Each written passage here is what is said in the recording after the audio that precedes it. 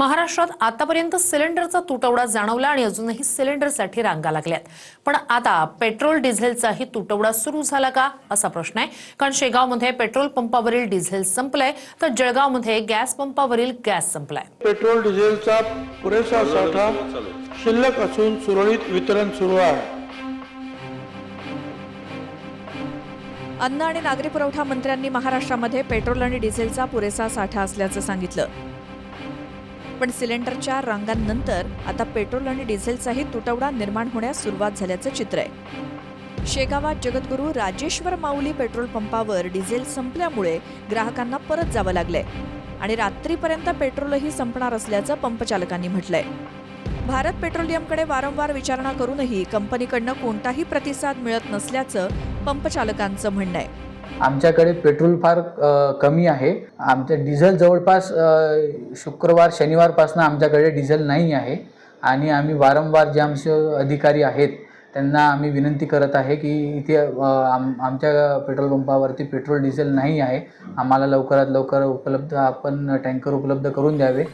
इकडे जळगावात LPG gas पंपावर गॅस संपल्यामुळे पंप बंद करण्याची वेळ आली आहे। त्यामुळे शहरातील प्रवासी वाहतूक करणाऱ्या ऑटो रिक्षाची चाकं थांबली आहेत।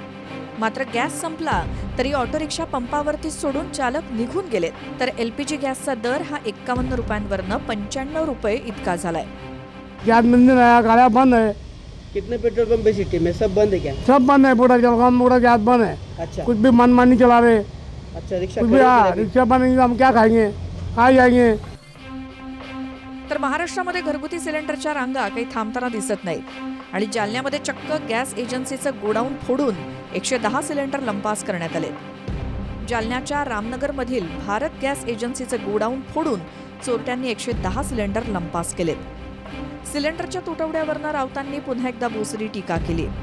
ऑपरेशन सक्सेसफुल पण पेशंट डेड अशी परिस्थिती आहे। ऑपरेशन सक्सेसफुल, सर्जरी सक्सेसफुल पण पेशंट डेड, तशी परिस्थिती एलपीजी गॅसच्या तुटवड्यासंदर्भात आहे।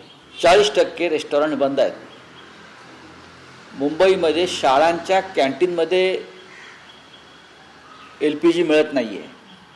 मुंबईच्या रस्त्यावर ज्या खाण्याच्या गाड्या असतात वडापावसह त्या बहुतेक 50% गाड्या बंद झालेल्या आहेत। आणि तुम्ही म्हणताय की परिस्थिती चिंताजनक नाही किंवा काही अडचण नाही, तुम्ही खोटं बोलू नका। आहे की केंद्र सरकारने संपूर्ण मॉनिटरिंग चालू केलं आहे। शेवटी युद्धजनक परिस्थितीमध्ये काही गोष्टी कराव्या लागतात, ज्या तुम्हालाही समजतात मलाही समजतात।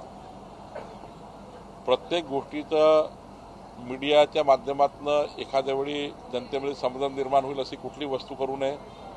अपोजिशनने सुद्धा अशा परिस्थितीमध्ये एकत्रितपणे राष्ट्राकरता एकत्र येऊन काम केलं पाहिजे, यावर राजकारण करू नये। Bureau report TV9 Marathi.